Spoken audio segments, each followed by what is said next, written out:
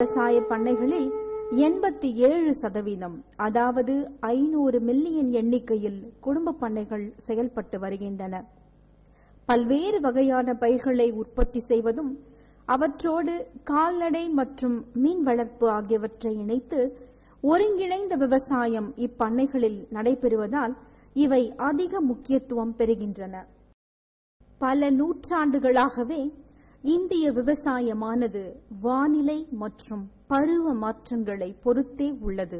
மாதம் மும்மாறி பொழிந்த காலங்களெல்லாம் மாறிப்போய் தற்பொழுது யூகிக்க முடியாத வானிலை பருவநிலை மாற்றம் விவசாயம் சார்ந்த வாழ்வாதாரத்தை வெகுவாக பாதிக்கிறது. விவசாயிகள் பல தமது நிலத்தை தரிசாக விட்டுவிடுவதும் வேறு தொழிலுக்கு மாறிச் செல்வதும் மறுக்க முடியாத உண்மை.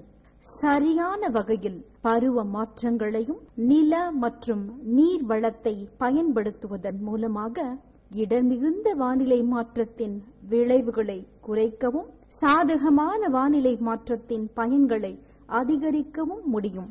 எனவே வானிலை முன்னறிவிப்பு இத்தருணத்தின் முக்கிய தேவை.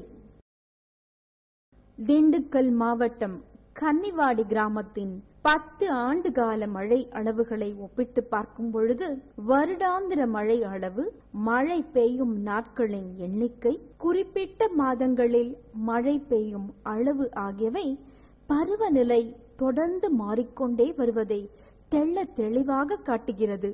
வானிலைக்கேற்ற விவசாயத்தில் வேளாண் பெருமக்களை ஈடுபடுத்த மத்திய, மாநில அரசு துறைகள், வேளாண் பல்கலைக்கழகங்கள் மற்றும் பல்வேறு தொண்டு நிறுவனங்கள் உதவி வருகின்றன. நமது நாட்டை பொறுத்தவரை 4 வகையான முன்னறிவிப்புகள் உள்ளன. நிகழ்கால, குறுகிய கால, மத்திய கால மற்றும் நீண்டகால முன்னறிவிப்பு முறைகளாகும். இந்திய வானிலைத்துறை மாவட்ட அளவிலான 5 நாள் முன்கூட்டிய வானிலை முன்னறிவிப்பினை 612 மாவட்டங்களில் அளித்து வருகிறது. மண்டல அளவிலான இந்திய வானிலை மையங்களுக்கு இம்முன்னறிவிப்பு அனுப்பப்படுகிறது.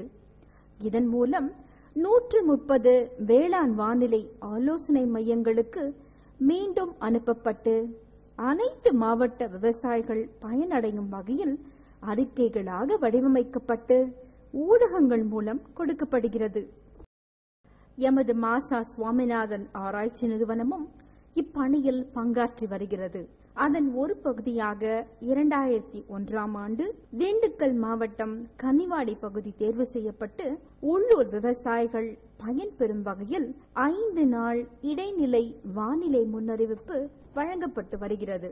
வானிலை முன்னறிவிப்போடு விவசாய ஆலோசனைகளும் கொடுக்கப்படுகிறது. தமிழ்நாட்டில் 224 வானிலை மையம் இருக்கு.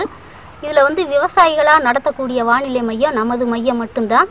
இது கன்னிவாடி கிராமத்துல ரெட்டியார் சத்திர விதை உற்பத்தியாளர் சங்கத்தின் மூலியமா பராமரிச்சுட்டு வர்றோம்.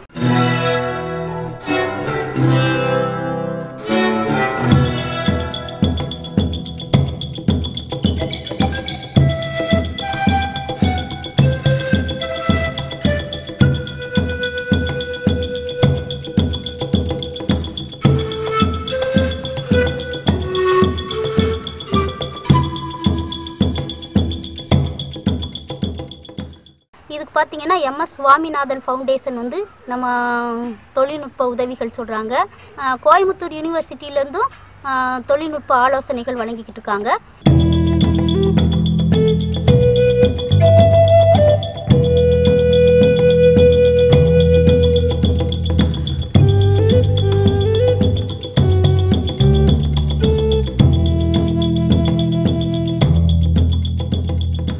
இப்போ இந்த பி டைப் அப்சர்வேஷனில் இருக்க இடைநிலை வானிலை முன்னறிப்பு தகவல்களை விவசாயிகளுக்கு நோட்டீஸ் போர்டுலையும் வாய் வழியாகவும் சொல்லிக்கிட்டு இருக்கோம். இப்போ செய்திச்சோலைன்னு சொல்லிட்டு ஒரு பத்திரிக்கை மூலியமாகவும் கொடுத்துக்கிட்டு இருக்கோம்.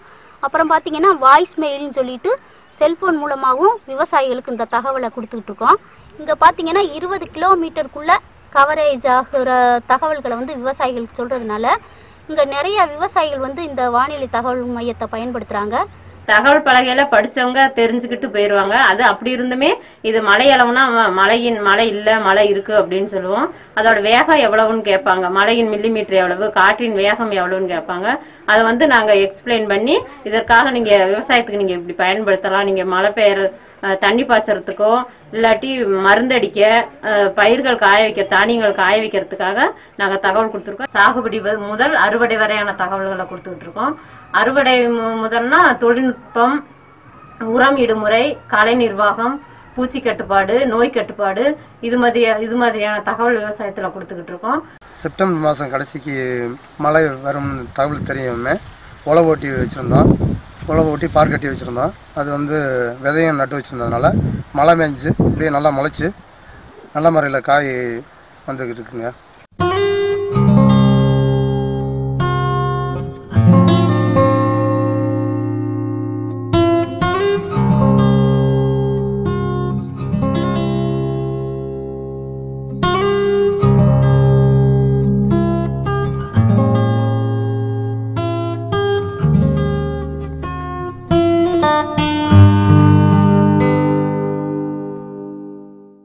ஒரு கிராமந்தோறும் ஒரு ஊருக்கும் ஒரு தகவல் பலகை வச்சுருக்காங்க.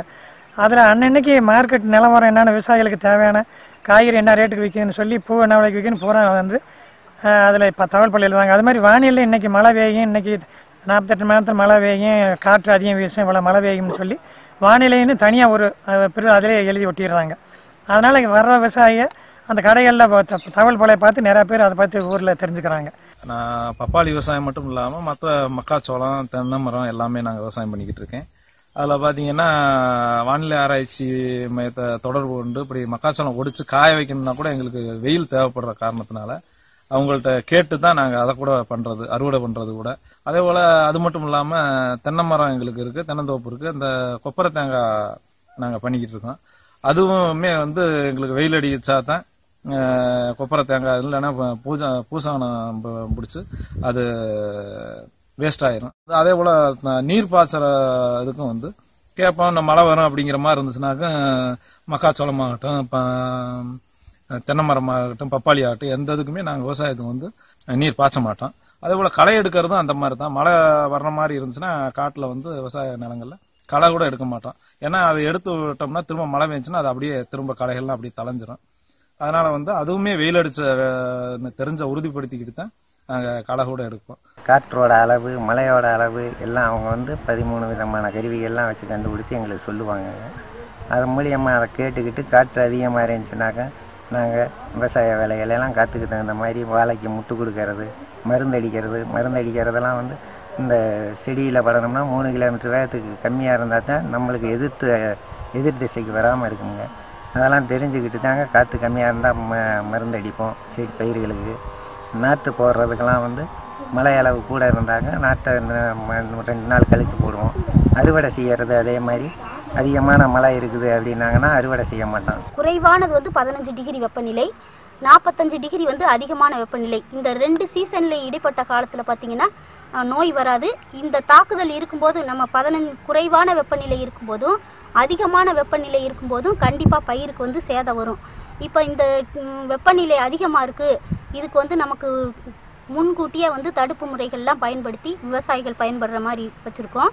இந்த மாதிரி சார் உறிஞ்சும் பூச்சி எல்லாம் வந்து அதிகமாக வந்து இந்த மேகமூட்டத்துக்கு வந்து அதிகமாக காணப்படுதுங்க. இதெல்லாம் வந்து இந்த விவசாய அறிவியல் மையம் மூலியமாக நாங்கள் தெரிஞ்சுக்கிட்டு இப்போ மருந்து அடிக்கலாமா வேண்டாமா அப்படிங்கிறதெல்லாம் அவங்க மூலியமாக கேட்ட பின்னாடி தாங்க நாங்கள் மருந்துகள்லாம் யூஸ் பண்ணுறோம். இப்போ வந்து இன்னைக்கு இந்த சூழ்நிலையில் வந்து அவரை செடிக்கு வந்து அதிகமான பனிப்பொழிவு இருந்தால் அவரை வந்து அதிகமாக ஈல்டு வரும்.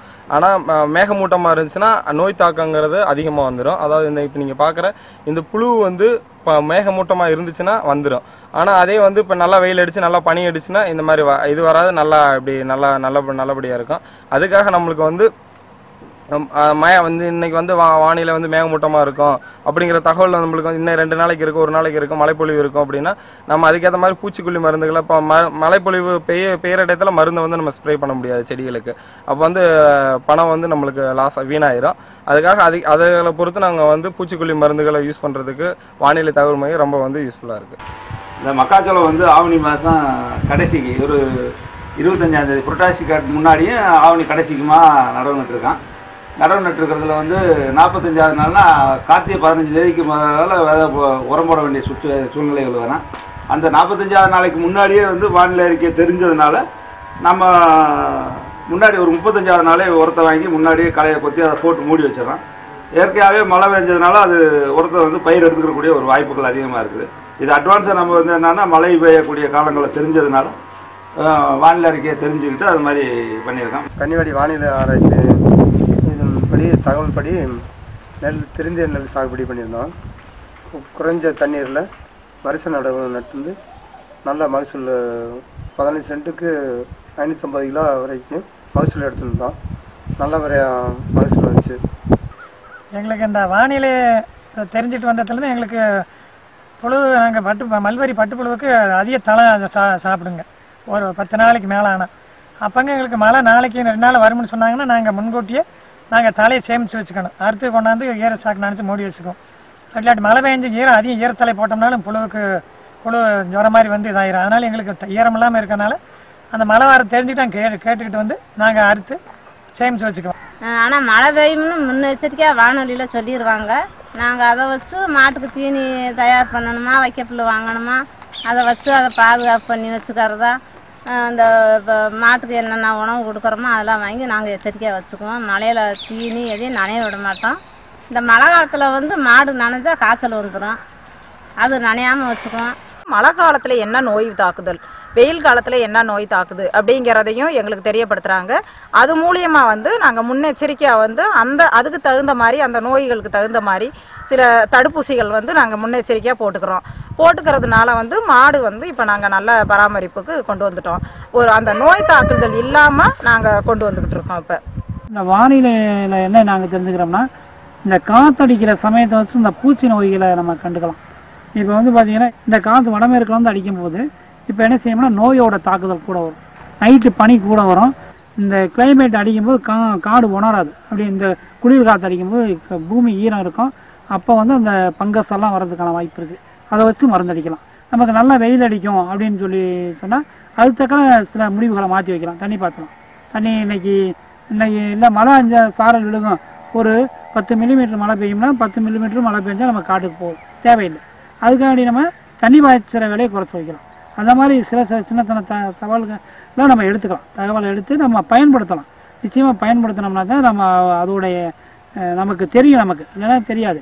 அதனால் இந்த மாதிரி நோய் பூச்சிகளை நம்ம வந்து இந்த காலநிலையை அறிஞ்சு நம்ம எடுத்து நம்மளுடைய நிலத்தில் பயன்படுத்தினோம்னா நிச்சயமாக விவசாயத்துக்கு இல்லை இந்த மாதிரி பிரச்சனைகளை நம்ம அந்த கோவப்படுறதை குறைச்சிக்கலாம். அவ்வளோதான். இப்போ வெதர் ஸ்டேஷன் இருக்கிறதுனால நாங்கள் வந்து ஒவ்வொன்றும் கேட்டு அட்வான்ஸாக வந்து கேட்டு தெரிஞ்சுக்கிறோம். அப்புறமா வந்து அவங்க வந்து எவ்வளோ மழை பெஞ்சிருக்குதுன்னு சொல்லி அங்கே போய் கேட்போம். இப்போ வந்து அவங்க வந்து இப்போ போய் கேட்டோம்னா 25 மில்லிமீட்டர் பெஞ்சிருக்குது, 50 மில்லிமீட்டர் பெஞ்சிருக்குது அப்படிம்பாங்க.